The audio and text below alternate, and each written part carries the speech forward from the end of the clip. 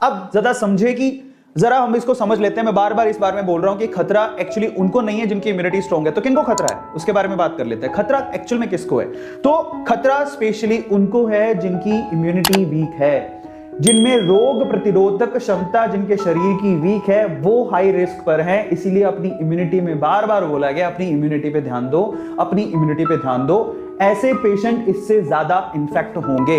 In fact मैं आपको बताता हूं, टीओआई का एक आर्टिकल है जिसमें इंटरव्यू में ये किनका है, एम्स के जो चीफ हैं उन्होंने भी ये कहा है, misuse of steroid major cause behind the black fungus. क्या हो रहा है कि अगर आप ध्यान से देखो तो कोरोना का जब ट्रीटमेंट किया जा रहा है उसमें स्टेरॉइड्स का इस्तेमाल भी किया जा रहा है। अब हम क्या कर सकते हैं, कोरोना से बचे, इधर कुआं उधर खाई।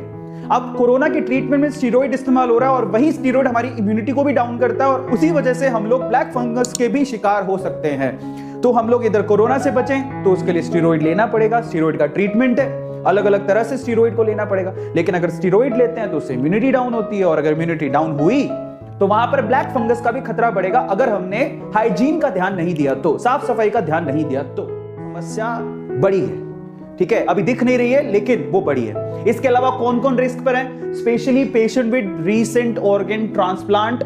अगर अभी किसी ने अपना ऑर्गन ट्रांसप्लांट करवाया या फिर कैंसर से वो लड़ रहे थे, कैंसर का अगर ट्रीटमेंट चल रहा है तो वो हाई रिस्क पर है, तो उनको बहुत ध्यान देने की जरूरत है। स्पेशली अगर आपके घर पे कोई शुगर या शुगर के मरीज है, डायबिटीज है, अगर किसी को डायबिटीज है, डायबिटिक है वो, तो उनको बहुत ज्यादा ध्यान देने की जरूरत है। बार बार लगातार उनकी डायबिटीज को चेक करते रहे, शुगर के लेवल को चेक करते रहे, उनको खतरा सबसे ज्यादा है, ठीक है। तो इसलिए कह रहा था आप लोगों से, अगर आप ऐसा सोचे कि हम तो स्वस्थ हैं हमें क्या लेना देना, लेकिन यहां पर कैच है, आपके स्वस्थ होने से तो खैर फर्क पड़ेगा ही, लेकिन अगर आपके आसपास किसी को भी शुगर है या कोई ट्रांसप्लांट करवा के आया या कैंसर है, उनको तो दिक्कत हो सकती है। तो इसलिए आप अगर सजग रहेंगे, उनको बताएंगे तो बचा सकते हैं, ठीक है। इसके अलावा जरा आप देखिए, यहां पर स्टेरॉइड दिया गया, यहां पर immunosuppression of by steroid.